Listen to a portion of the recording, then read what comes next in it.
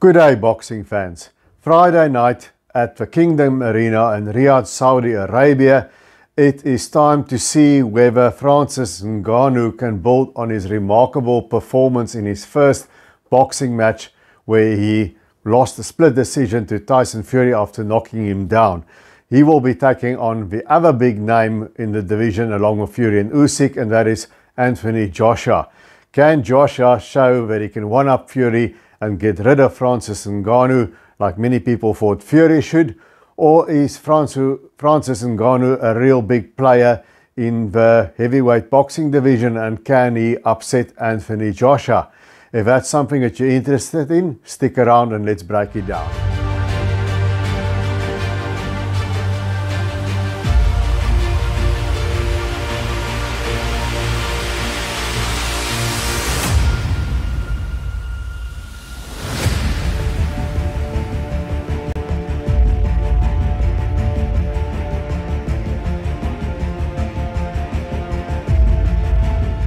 Okay, so I finally got myself to watch the Tyson Fury Francis Ngannou fight. Francis Ngannou, of course, a former UFC heavyweight champion of the world. That's the premier division of mixed martial arts. And he surprised friend and foe. Everybody thought it was going to be sort of like Mayweather against McGregor. Fury will play with him a bit, tire him out, and then stop him after a few rounds. But it didn't turn out that way at all. Ngannou hung tough for the entire distance of a fight, and he knocked Fury shockingly down with a left hook to the top of the head in the third round, and in the end he lost a split decision. So I watched the fight. For those people who said Ngannou was robbed, they don't really know how to score a boxing fight, sorry to say. I think Fury won, but Ngannou made it very close. And a guy having his first professional boxing match, I know Ngannou is a fighting man. He is a fighter per se, but he's never had a boxing career. He's actually extraordinary. So is Francis Ngannou really that special, or did Fury underestimate him? Well, I think it's a bit of both. If you look at Fury's weight, the kind of shape he was in for that fight, he definitely did estimate Francis Ngannou. I can't see how he could not have done that. It was supposed to be a payday. And Ngannou, I think he's a native from Cameroon originally. I think that's where he was born. I wonder if there's anybody here watching from Cameroon. What do you guys eat down there? What do you get fed when you are babies? Because if I look at Francis Ngannou is built, and I also think of another heavyweight that is originally from Cameroon, Carlos Takam. He's built like a piece of brick. So a very strong, very sturdy guy, Francis Ngannou. So Fury couldn't really hurt him. And what was also quite impressive of Ngannou is how he paced himself, how he lost at the distance. Because these guys that alternate between striking and grappling, it's a different kind of stamina. I was a high school wrestler, and I tried to box when I was in the military, and if the boxing didn't work out, of course, that's why I'm talking about it. But it is a different kind of fitness. So it was really remarkable how Ngannou lost at that distance. Now, what I could see there, when he knocked Fury down with a left hook to the top of the head, yes, sort of a temple shot, you could see Fury felt it. It was a proper knockdown, but he recovered quite quickly. He wasn't wobbly on his legs or anything, and just continued to sort of box around Francis Ngannou. Now, for Ngannou's part, the way I see it, he's reasonably straightforward. He's not the most difficult guy to hit, and he is very strong, so he keeps on moving you backward, and he definitely has got that power that he has got. But he doesn't throw punches and bunches. He throws ones, and he throws twos, and 1 and 2, and he doesn't let his hands go with combinations. Like when he had Fury down, he didn't jump on him. He just kept the same pace. It was his first boxing match in such a high stage. You can understand that he didn't want to blow himself out, but I wonder if he can really let the combinations fly. He's dangerous on the inside, but it's not where he punches. He sort of throws you, pushes you around like you would expect him to do. And that's when in that sort of mall, he tries to set up a shot while he's there. It's hard to really analyze Francis Ngannou because you have to go off that single fight. But, if you look at Anthony Joshua, I don't think he's quite the natural that Fury is. He doesn't switch hit. He's not comfortable as a southpaw and as an orthodox fighter for that matter. Ngannou, interesting enough, could also switch back from southpaw to orthodox stance. But I do think Anthony Joshua's got underrated boxing skills.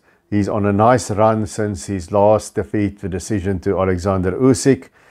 And what's different in this fight, as opposed to Ngannou fighting Fury, there's no way Anthony Joshua is going to underestimate Francis Ngannou, because there's a banana skin he really doesn't want to slip on.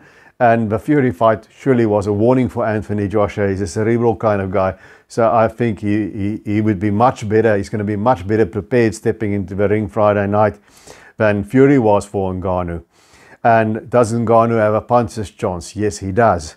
I think I've mentioned on this channel before, I was at the honour of meeting Lennox Lewis a few months ago, and we were chatting about Anthony Joshua and his punch resistance and so on. And Lennox mentioned it's also where you hit certain people, where a very specific thing is Anthony Joshua, if you're hitting here on the top area, he doesn't take it so well there. And you could see that in the Andy Ruiz fight.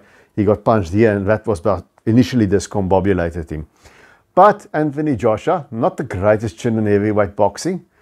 Neither does Tyson Fury have. He's been down quite a number of times, not always against the top quality opposition, but he recovers very quickly. I think Fury is much more awkward. He recovers quicker than Anthony Joshua.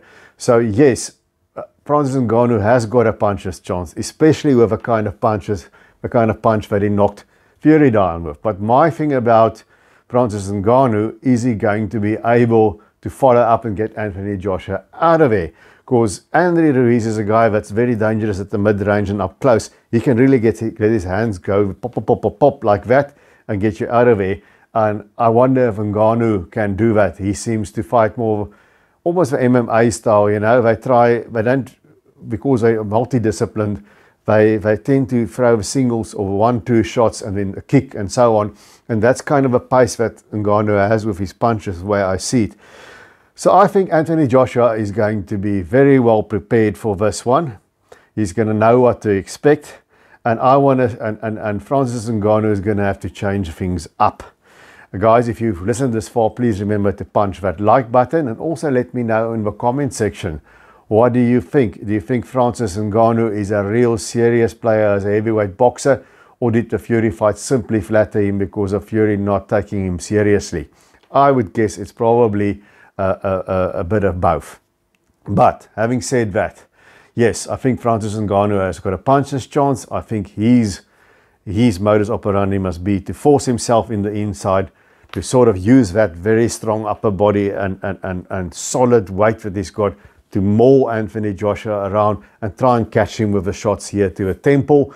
And if he does hurt him, he needs to jump on him. He needs to take that chance of maybe gassing himself out. But he needs to take that chance in order to score the knockout. I can't see Francis Ngannou winning this thing on points unless he lands 3 or 4 knockdowns over the course of a fight.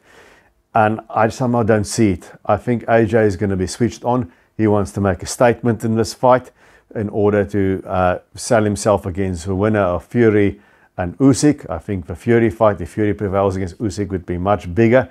But I think Anthony Joshua is on a mission here, and I think he's going to get the jab working.